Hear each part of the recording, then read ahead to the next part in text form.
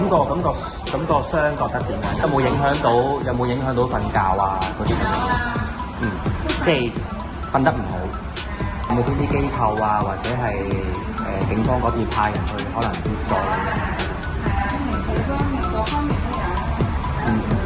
咁而家比起事發嘅第一日咧，有冇好咗好多啊？咁樣？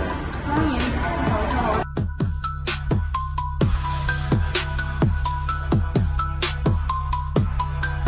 因為我哋都係有需要住嘅，佢都冇咩理據收屋啦，係咪啊？